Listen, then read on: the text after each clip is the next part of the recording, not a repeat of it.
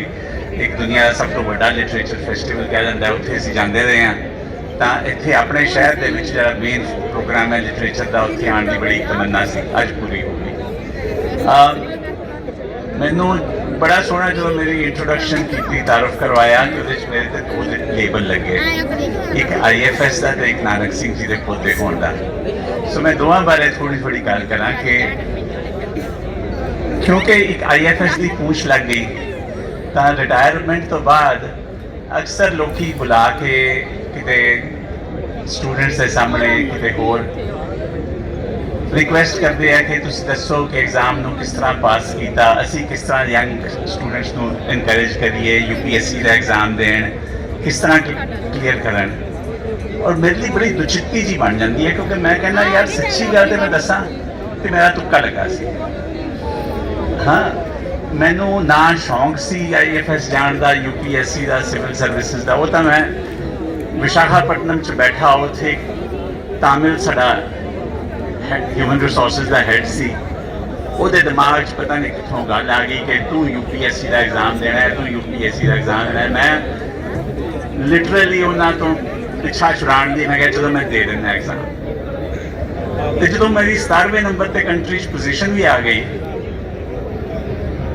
तो मैंने लगा कि जरूर एग्जामिनर्स ने कुछ ना कुछ गलती कर दी है।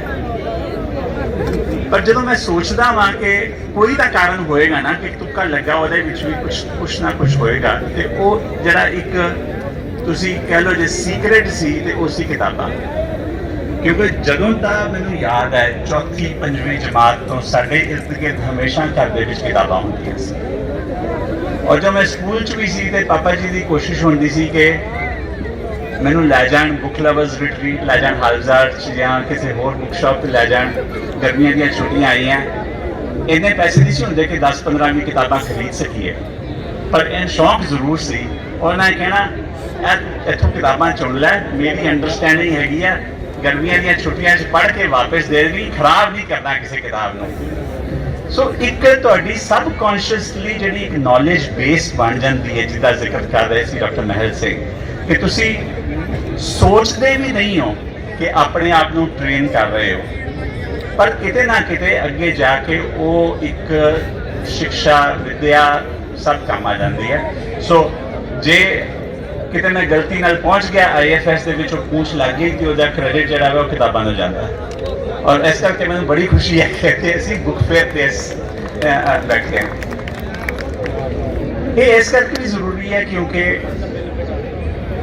कई बार डर लगता है जो असी सोशल मीडिया पे देखते हैं कि mindlessly means without applying your critical thinking, without applying your mind, असी फॉरवर्ड करी जाने चीज़ा जिन्होंने WhatsApp यूनिवर्सिटी कई बार असी कहते हैं कि जिमें सानू सारी नॉलेज उत्थों ही मिलनी है। और असी यह नहीं सोचते कि जो बंदे ने वीडियो पोस्ट किया ਉਹਦੀ मोटिवेशन की सी, ਉਹਦੀ इंटैलीजेंस की सी, ਉਹਦੀ कैपेसिटी की सी, कोई कॉन्टेक्स्ट भी सी कि नहीं सी, फॉरवर्ड कर देते हैं और सोचते हैं कि ये साडे लिए नॉलेज बेस। और असीं किते ना किते भुल गए हैं कि नॉलेज और इनफॉर्मेशन च फर्क होता है। अज असीं एक ऐसे युग च रह रहे हैं जिथे इनफॉर्मेशन तो साडे कोल अथाह है। गूगल को पूछो, ChatGPT को पूछो, परप्लेक्सिटी को पूछो, तो सारी इंफॉर्मेशन मिल जाएगी। नॉलेज फिर भी अप्लाई करोगे, क्रिटिकल थिंकिंग तो ही आएगा ना। सो ਉਹਦੇ ਵਿੱਚ किताबां का एक बड़ा अहम रोल होता है। हुण तो स्टडीज शो कर रही हैं कि जो काम एक प्रिंटेड वर्ड करता है, जो असी जो लिखते हैं खास करके हथी लिखते हैं, टाइप नहीं करते, सानू एक एक लफज तोड़ना पैंदा है, सोचना पैंदा है उसकी की अहमियत है, इतने फिट होंदा है कि नहीं होंदा। इसके अलावा कोई होर लफ्ज है जो मेरी सेंस को बैटर कन्वे करता है। वो हुण उस जी क्रिटिकल स्किल है वो एक रील चो कितना आएगी। सो आई एम ग्रेटफुल कि असी एक ऐसे माहौल च पैदा होए जिथे के आस पास हमेशा किताबां सी।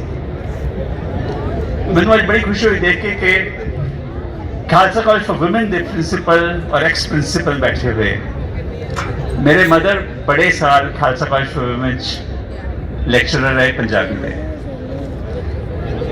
और ना मैनू एक बड़ी इंटरेस्टिंग गल कहने कि बेटे मैं नानक सिंह की सिर्फ नूंह नहीं हाँ, मैं एक पंजाबी दी अध्यापक भी हाँ तो स्टूडेंट भी हाँ, और मैं फील करती हाँ कि जिस तरह के कहानीकार सरदार नानक सिंह सी,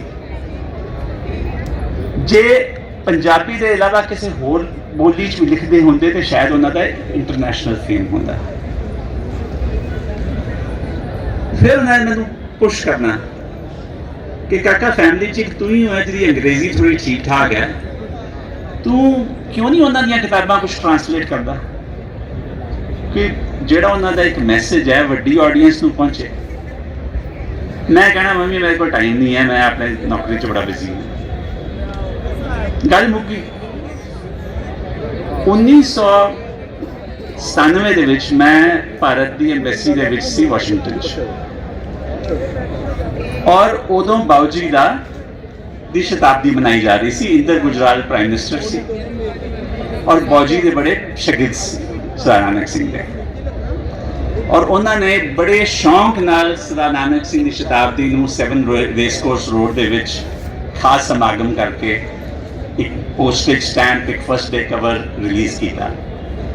और किते ये खबरां जिहड़ियां अखबारां च आईयां उदों तुरदियां वाशिंगटन भी पहुंच गई। वाशिंगटन च किसी खबर च मैंशन होया कि नानक सिंह जी का पोता एम्बेसी च लगा। तो अचानक मैनू इनविटेशन आनियां शुरू हो गई, कोई शिकागो तो, कोई सैन फ्रांसिस्को तो, कोई मियामी तो, कि जी पंजाबी कम्यूनिटी सरदार नानक सिंह ली शताब्दी मनाने लिए खास समागम कर रहे हैं, तुसी चीफ गेस्ट बन के आओ। और सच्ची गल है कि मैं बचपन तो बाद बड़े सालों तो बाऊ जी की कोई किताब नहीं सी पढ़ी, और जो मैं 2-3 फंक्शन से गया उत्थे मैनू खास करके लेडीज़ ने मिलना, हाथ मेरे फड़ लेने, हाथ चुमने कि काका असां तां पंजाबी नानक सिंह जी के नावल पढ़न करके सीखी, या असी पंजाबी उन्होंने नावल पढ़ के सीखी। और किते एहसास होया कि यह साडा विरसा सी जिहड़ा असी नौकरी के चक्कर विच भुल गए सी।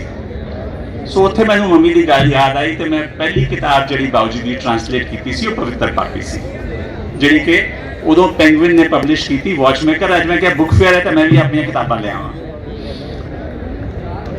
उस तो बाद मैं थोड़ा काम किया अधखड़िया फुल ते, बहुत सोहना नावल है और बड़ा अच्छा लगा उन्होंने ट्रांसलेट करके। फिर 2019 दे विच 18 दे विच गल हो रही सी कि अधखड़िया फुल तो बाद की करना है, ते एक बाऊ जी की बड़ी इंटरेस्टिंग पोएम है खूनी विसाखी, जिहड़ी कि जलियांवाला बाग साके तो बाद उन्होंने लिखी सी। और उसकी अपनी कहानी सी कि वो किताब बैन हो गई सी, कॉन्फिस्केट हो गई सी, गवाच गई सी 60 साल लई। 1980 के विच दोबारा बाई चांस मेरे फादर नूं लभी और उन्होंने रीपब्लिश की थी। सो फिर मैं खूनी विसाखी ने जो ट्रांसलेट किया तो मैं रियलाइज किया कि ट्रांसलेशन विच ओरिजिनल है जी 1920 के शुरुआत में छपी सी, it was like a brochure pamphlet. तो किताब का किताब की शक्ल देने लिए थोड़ा एडिशनल मटीरियल अपने डॉक्टर हरभजन सिंह भाटिया है, उन्होंने एक बड़ा सोहना लेख लिखा अबाउट किस तरह रेजिस्टेंट पोइट्री चल रही सी उन्होंने दिनों फ्रीडम मूवमेंट दे विच, और किस तरह खूनी विसाखी तो बाद निजाम चात्रिक ने होरा ने कविता लिखी फ्रीडम मूवमेंट के बारे। रिसर्च करदियां इंटरेस्ट जागया कि ये सर सिडनी राउलेट है कौन सी जिहड़े राउलेट एक्ट करके सारे जने जलियांवाले बाग इकट्ठे हुए। तो कोइंसिडेंस सी कि सर सिडनी राउलेट दा पड़पोता दिल्ली दे विच। मैं उन्होंने कॉन्टैक्ट किया, मैं क्या बई तू किताब की कुछ लिखेगा, और उन्हें बड़ा सोहना एक आर्टिकल लिखा for the sins of my great grandfather. उस तो बाद 2 होर किताबां 2 होर नावल किए ट्रांसलेट जिहड़े कि बाऊ जी ने मैं समझदा क्लासिक्स है अबाउट द पार्टीशन। खून दे सोहले और अग दी खेड। और मैं इस करके उन्हां दा अनुवाद किया क्योंकि मैं समझदा कि जो उन्हां दा मैसेज सी फिरका प्रस्ती बारे, सियासत बारे, मीडिया बारे, वो अज भी उन्ना ही अहम है साडे लई। और कहते ना, those who don't learn the lessons of history are destined to repeat it. सो मैं समझदा कि जे असी उन्हां वेलियां दी वो सिक्ख्या भुल गए तां there is every chance that it can happen again. So thank you very much. मैनूं बड़ी खुशी हुई कि अमृतसर दे विच, साडे शहर दे विच इन्ना एक इनिशिएटिव लिया गया 10 साल पहला to create a book fair. मैं शायद एक सजेशन देंगा ऑर्गेनाइजर्स को कि एक अद्धी बारी जयपुर या एक दो होर बुक फेयर्स जिहड़े इस तरह लिटरेचर फैसटिवल्स है उत्थे भी जाओ और परहैप्स देखो कि किस तरह वो डिस्कशनस नूं ऑर्गेनाइज करते हैं, किस तरह वो डाइवर्सीफाई करते हैं ऑडियंस नूं, किस तरह एक मैगनेट बन गया वो एक बुक फेयर और लिटरेचर फैसटिवल बुक लवर्स लई, पब्लिशर्स लई, आइडियाज़ लई, और किस तरह तुसीं उत्थे जाके डिफरेंट सब्जेक्ट्स की डिस्कशन कर सकते हो। बहुत बहुत धन्यवाद, बड़ी खुशी है। Thank you. बहुत बहुत शुक्रिया सरदार नवदीप सिंह सूरी जी। जीनियस माइंड ते नाल ਸਾਹਿਤਕ संवेदना नाल भरे हुए ये साडे सरदार नानक सिंह जी के पोतरे। असीं सरदार नानक सिंह होरां दे दर्शन नहीं कीते, पर असीं अज इन्हां नूं वेख के इन्हां दे विचों उन्हां दे दर्शन कर लए ने। साडे अगले जिहड़े मेहमान ने वो सरदार Karamjit Singh ji, vice chancellor Guru Nanak Dev university. उन्हां दे बारे मैं